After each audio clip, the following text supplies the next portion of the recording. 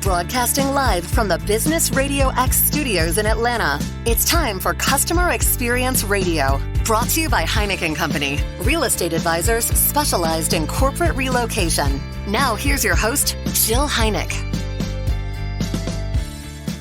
Good morning and welcome to this very special edition of Customer Experience Radio. I'm your host, Jill Heineck, and I'm a business owner, a real estate advisor, and a customer experience enthusiast. As many of you know, my boutique real estate group has specialized in helping families move with a job for the last 20 years. So I'm excited to have Paige Holden on the show today to talk about her company and how they're delivering a great client experience in today's climate. Paige is the president of XONEX Relocation, a third-party relocation management company, or RMC as we call it in the industry, based out of Wilmington, Delaware. And they are hired by corporations to facilitate executive moves. For those of you that are unfamiliar with relocation management companies, they typically serve as an extension of the company, an outsourced relocation department, if you will. The main goal is to alleviate the administrative burden of relocations by managing all the moving parts, pun intended. So I want to welcome Paige. Thank you so much for taking the time out.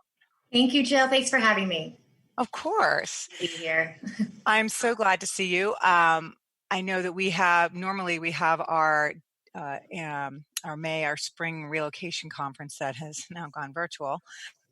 And so kind of bummed that we aren't all getting to be together in person, but I'm glad you're able to join us today and talk to us a little bit about what's happening in your world as it relates to relocating executive employees and their teams and what you're seeing. But first, let's start, kind of give us a little background on you and how you got there. This would be my second tour at XONEX Relocation. In full disclosure, I'd be the second generation at XONEX. I was with XONEX actually, and I think we might have met back then in 2010.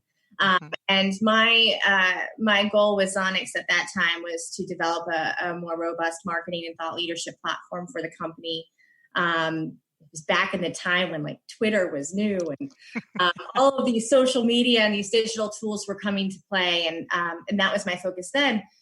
I did leave XONEX for a little bit to go do some startup work. I wanted to build something from the ground up. I think it's in my genes. XONEX was started with an entrepreneurial spirit, and I just felt like I needed to pursue that. So I went and I did 2 startups. We brought them to a Series A close. It's in the boating industry, so as far away from real estate and relocation as you could get. But it was a ton of fun. And when I felt like I had learned tools to be a good leader, tools to come back into a business environment like XONEX, I came back. And I came back to XONEX in September of 2018, and it's been off to the races ever since, getting the team together. And then we're building all sorts of new toys and, that we're looking forward to emerging with when we get out of quarantine. So what is your role right now, and what are you doing? What's entailing your role now? Right now, a lot of it is leadership, right? Coming into a company and getting to know your team, making sure you have the right players in the right seats, doing what they're good at doing, so that everyone's operating towards positive goals and success.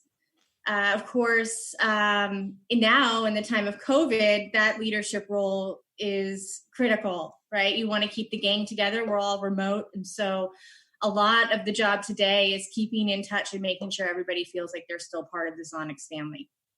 And in addition to that, I'm back with my background in marketing and IT, spearheading new technology and marketing campaigns.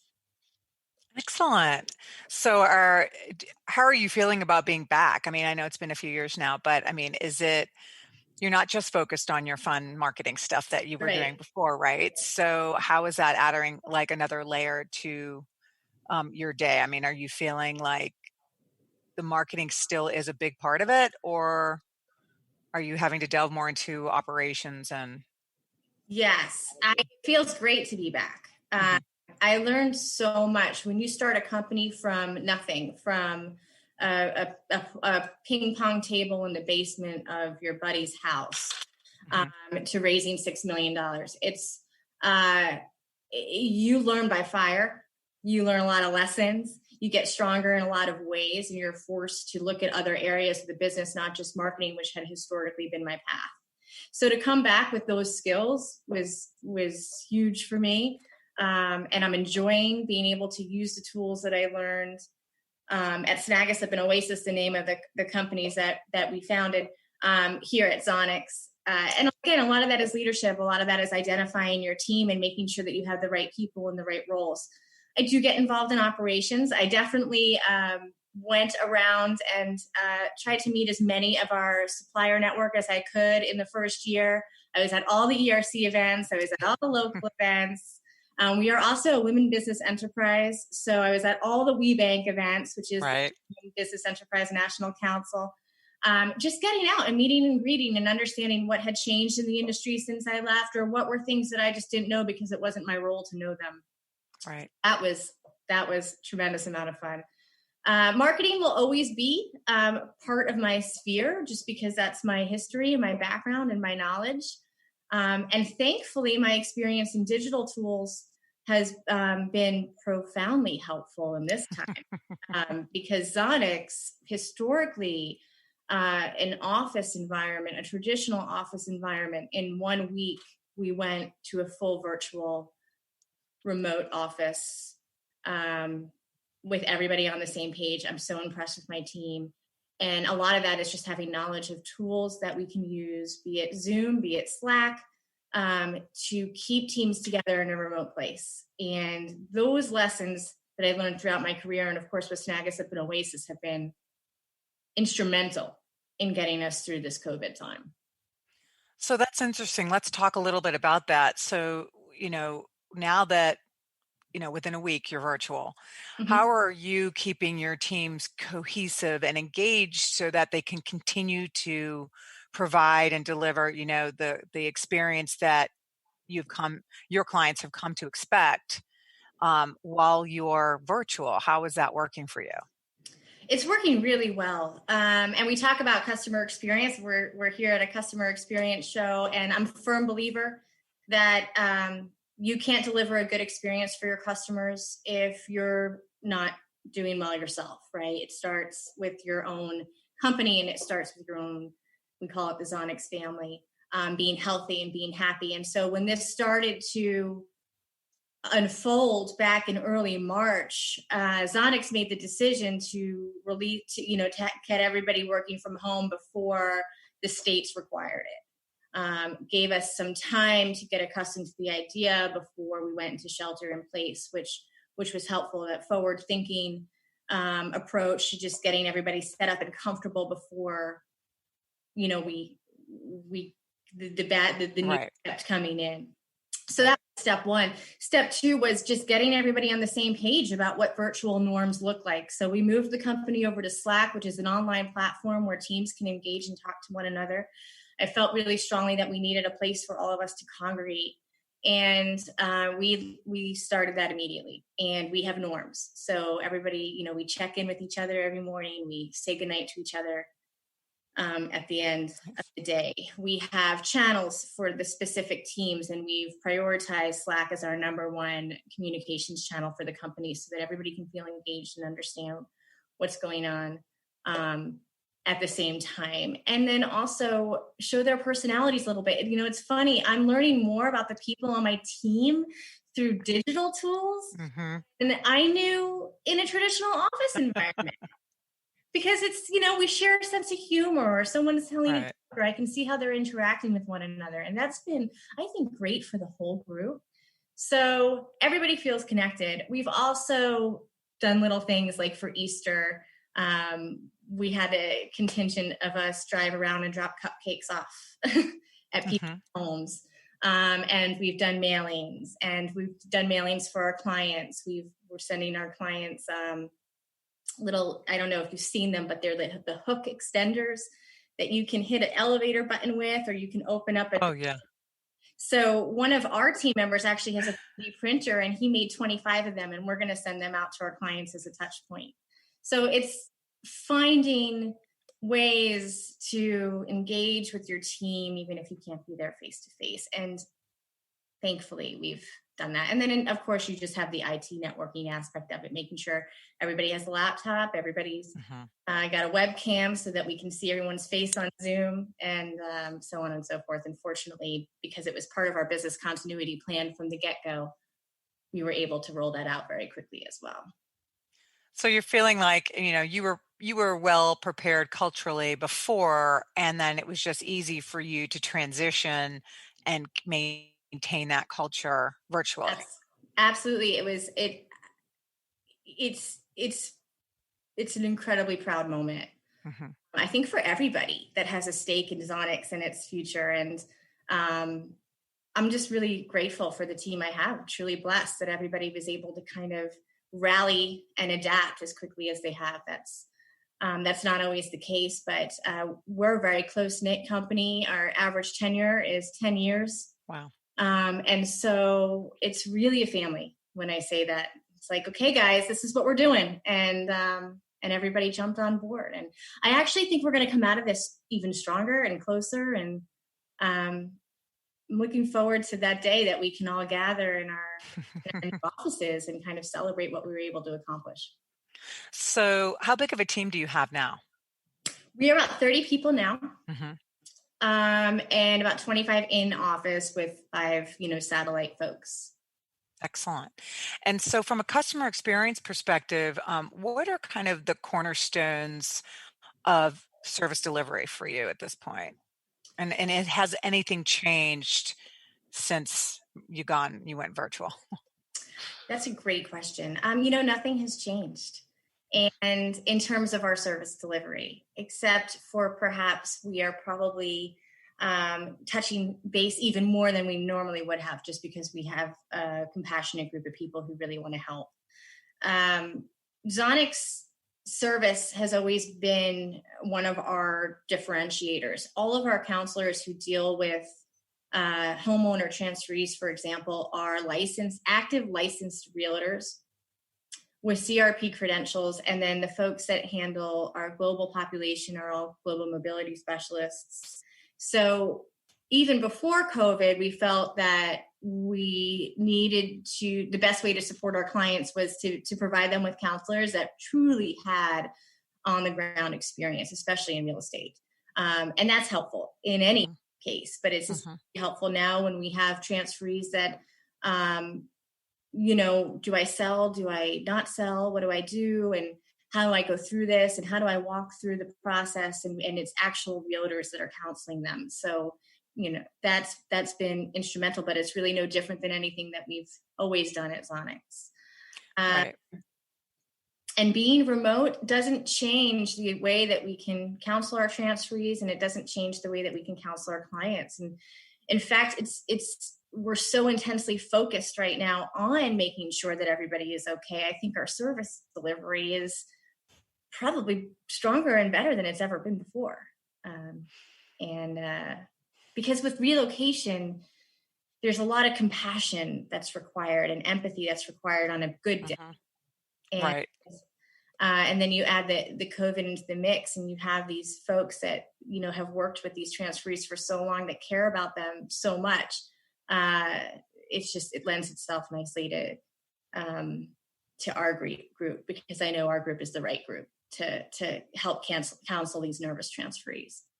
I will tell you that as a real estate agent on the ground here working with transferees, it does make a big difference when the relocation management company is employing consultants that are licensed, that have understanding behind it, have potentially worked in the field before on a team or individually, but just have a good understanding as to what the transferee is going through.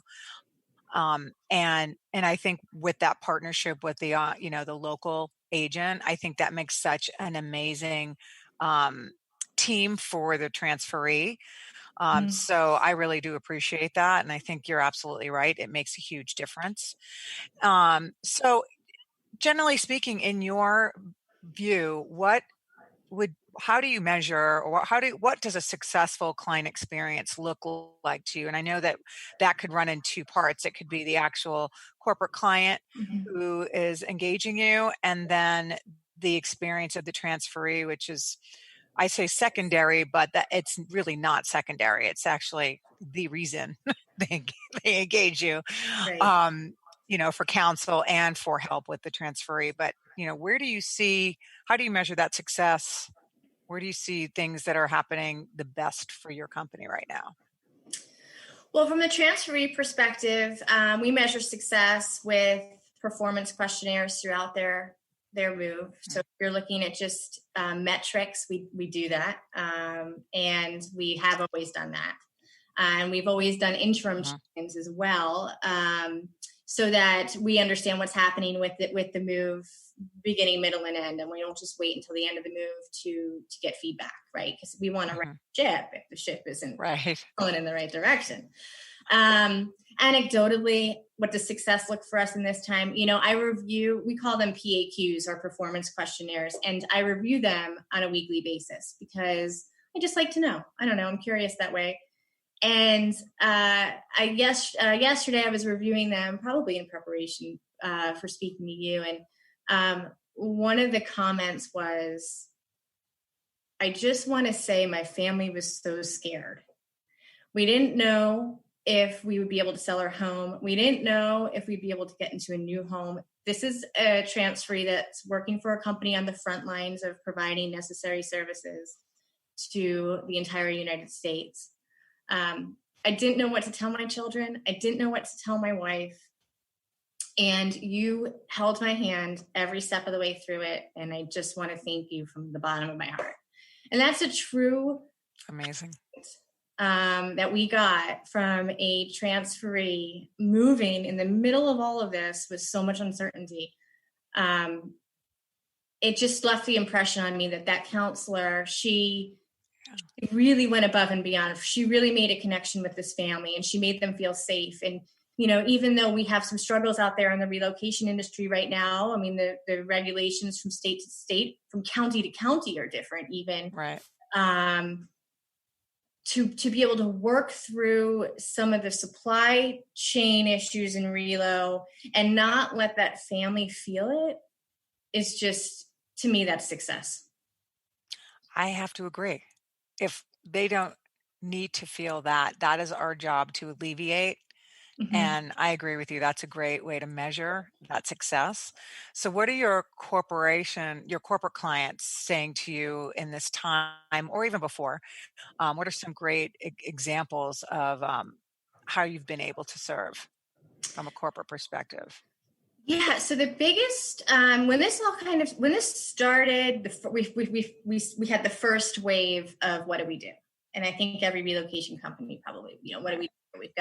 We've got global assignees out there all over Europe. In Asia, we've got people in temp living that are supposed to be leaving temp living or coming into temp living, and what happens. So initially, a lot of it was to pause Right. those and assignments and get the information and not make knee-jerk reactions, and then collect as much information as possible to guide our clients in the right way. So in some cases that looked like your global assignee just needs to stay put for a few months in Hong Kong or whatever. And in other cases it means, maybe we're going to have to extend temporary living on the front end, Right. because they can't move on the back end. And the challenge we have in relo right now, again, is it varies market to market, state to state, county to county, policy to policy. Right. And so the biggest piece of advice I could give for anybody in this right now working with clients is you just really have to understand your client's goals. Have the conversations about what is a reasonable exception to policy in this time. We, counsel that there might be some additional expenses as we incur more temporary living costs, or we can't get these houses sold as quickly as maybe historically we could, although we haven't really seen too much of a problem right now with homes. and just managing the expectations, having a plan, and understanding each individual circumstance, and then communicating it effectively to the client. We have an amazing chief customer officer who's been reaching out to them on a regular basis to understand changes in their programs. And certainly if we start to see some trends that are going to impact that client, getting ahead of it before it becomes a fire drill is our goal. So it's kind of... So talk to us a little bit about what is happening with those assignees that are outside the U.S. that potentially were coming back before this all went down. They were supposed to come back to the U.S. or coming for an assignment in the U.S. What happens? I just can't imagine. I was just listening to the news and how people have been stranded on, cruise ships for all these months because they just weren't allowed to come back. So what happened? How are some of your clients managing this? For the most part, our clients have just had everybody stay put.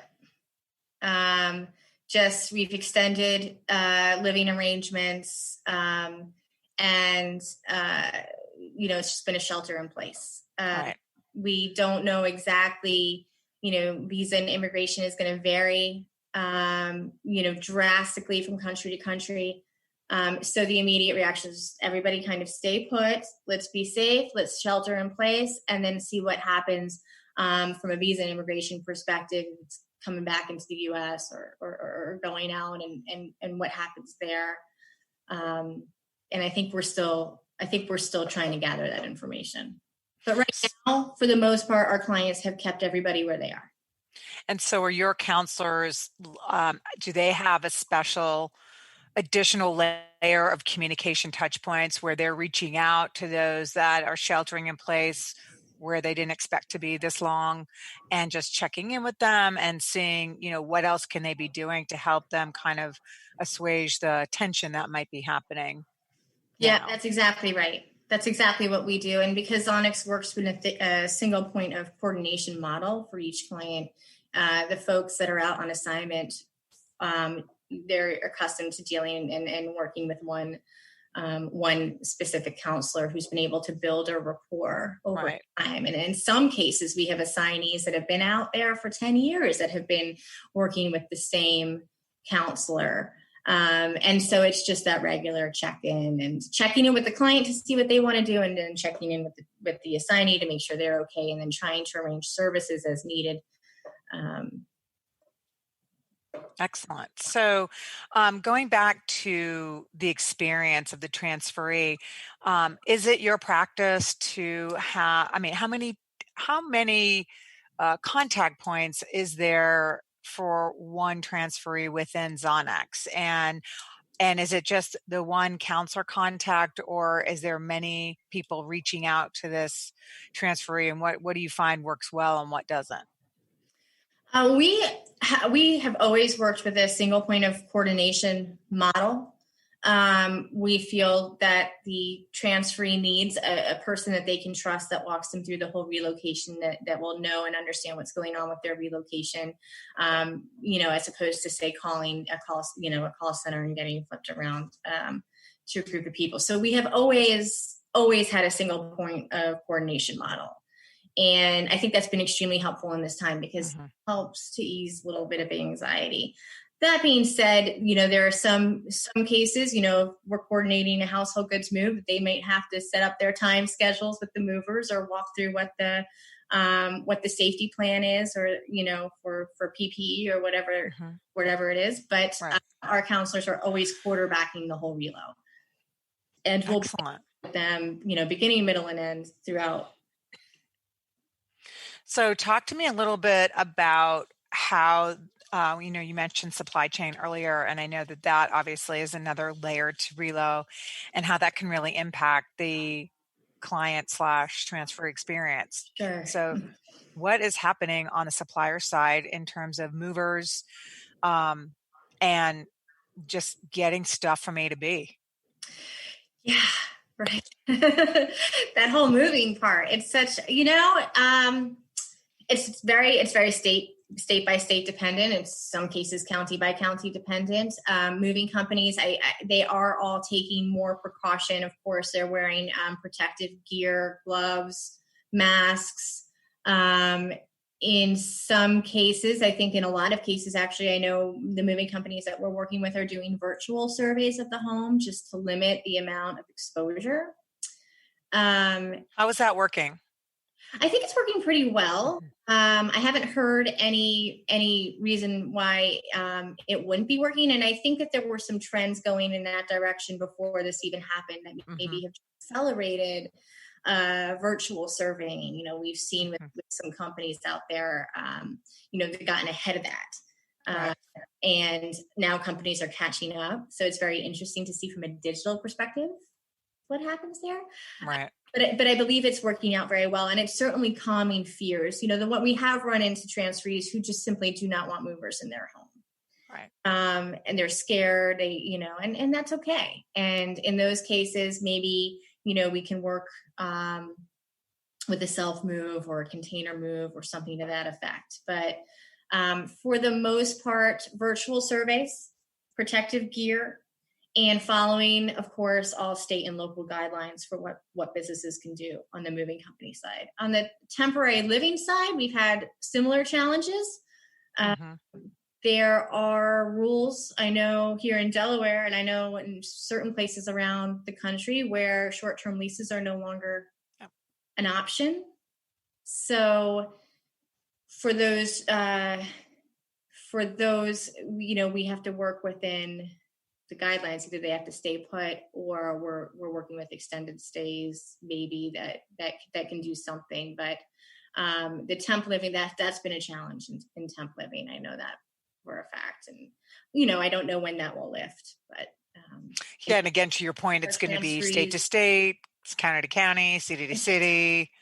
It is. And we've been lucky, at least with the transferees that were already in temp living, that they've been allowed to stay. Right. And that gets into the extension of temporary living in terms of policy and exceptions. And, you know, companies need to be aware that that's going to be happening, that you're going to have extended temporary living, which is going to drive temporary living cost. Right. And then in the cases where we just couldn't do it, maybe holding the relo a little bit to see, you know, how things open up. I just had two families relocating, one from Chicago and one from Florida, and they could not find, it took them a while to find a temp. They have a family, so they didn't want to be in a hotel. So they wanted to do an Airbnb, and they made a reservation and then found out like 48 hours before that they were like, you know what, we don't want anybody in our house.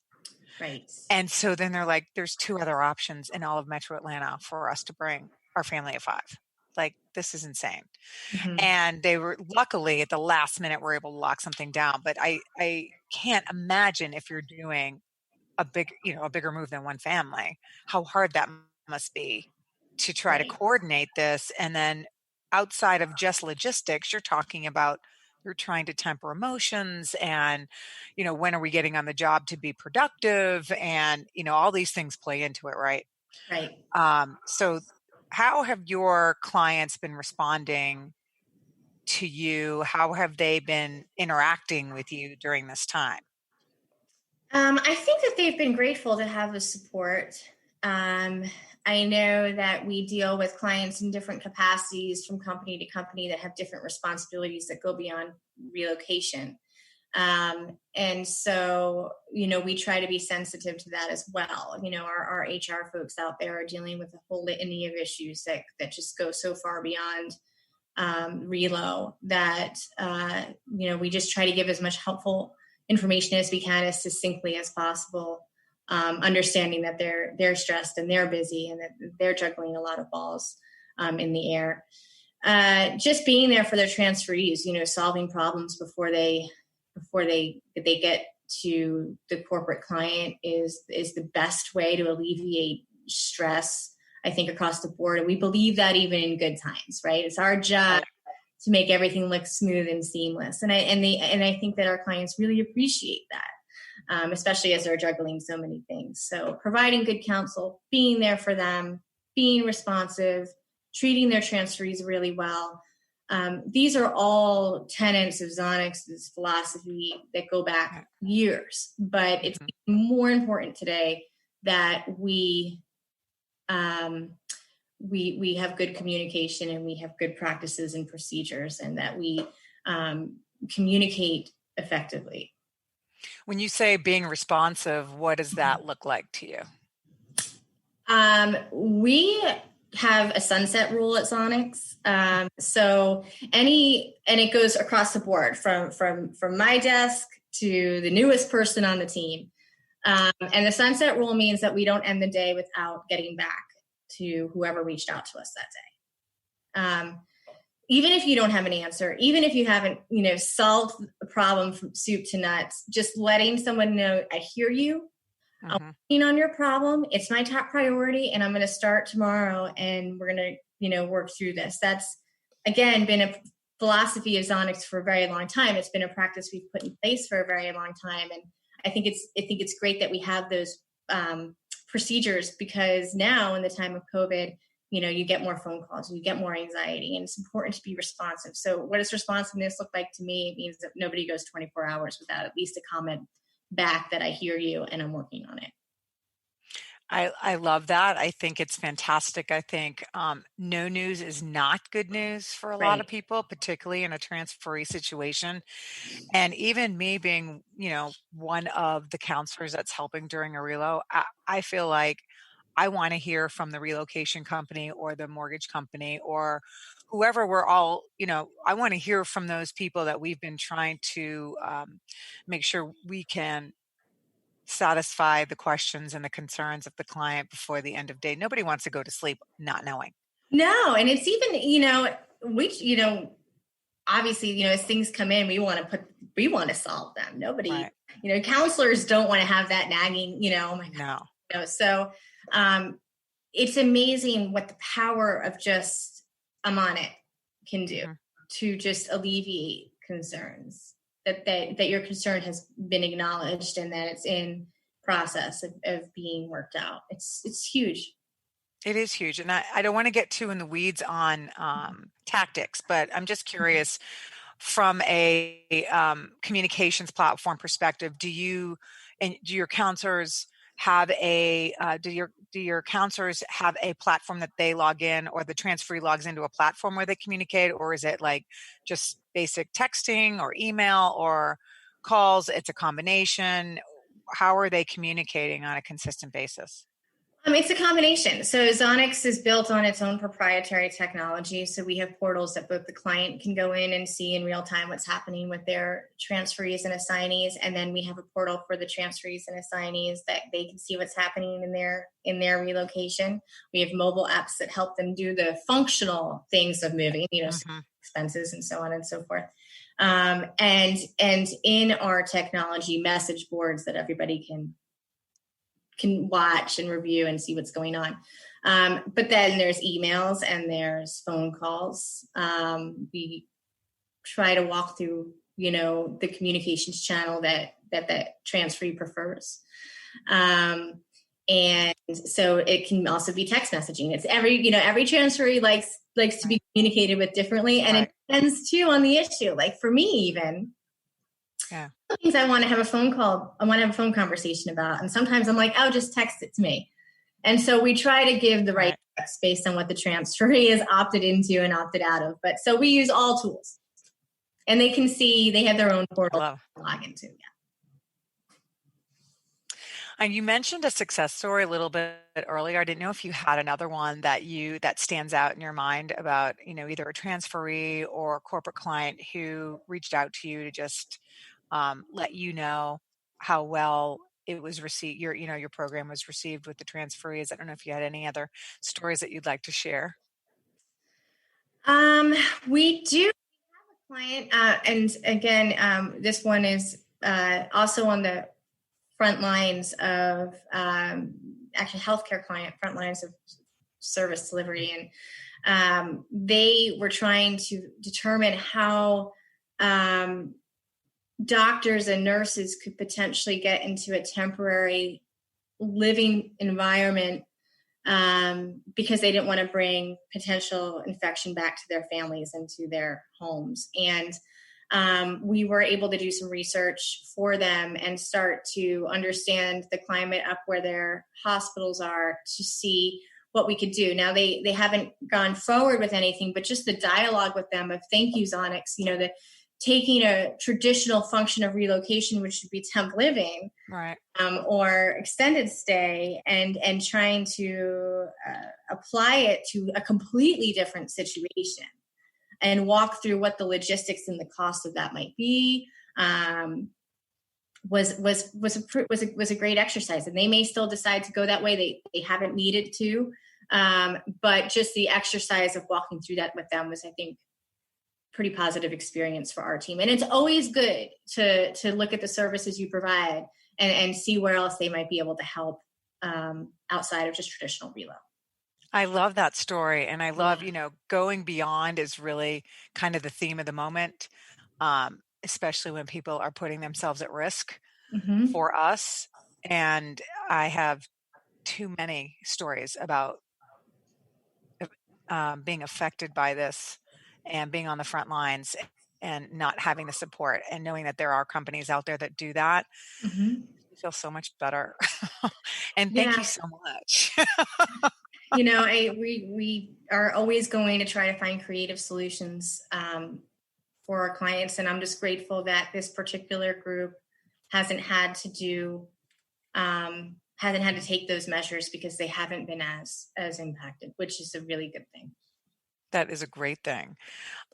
So what pieces of advice would you impart on our listeners today regarding, how you are continually serving, meeting, and exceeding your clients' expectations? Well, I think what I would have always said, and it remains true today and is especially important today, is when you are counseling folks that are going through a major life change, which relocation is, patience, kindness, empathy is critical. Taking the time to listen is critical. And having the right counselors on your team who can do that work is so important. And this COVID situation has just highlighted that for me in such a big way. And I'm sure for other people as well, how important human connection and human reassurances can be. So I think we'll always reflect on this time and try to remember the human element, even though we're apart from each other.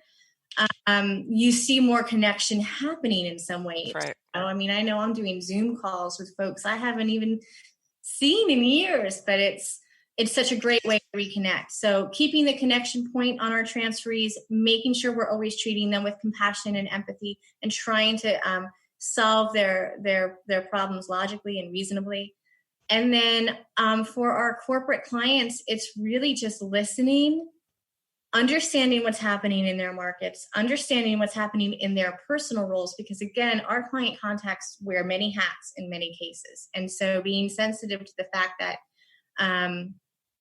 that they are stressed and that they just need accurate information succinctly and quickly, and that we're here to support them when they ask. And that's what we're doing. And that's always going to be, I think, the recipe for effective customer experience. It's just being there.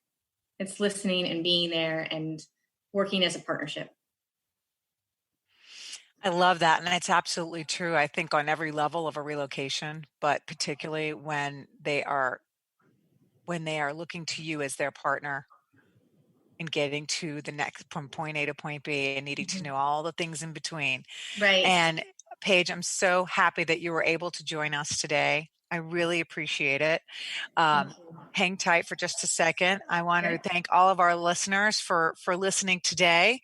We're proud to share the show, because these stories will show how there are companies out there who are actually prioritizing the customer experience as a legitimate business strategy. So no matter what industry they're actually in, the customer experience should always be at the heart of your business. Thanks so much for joining us. Have a great day.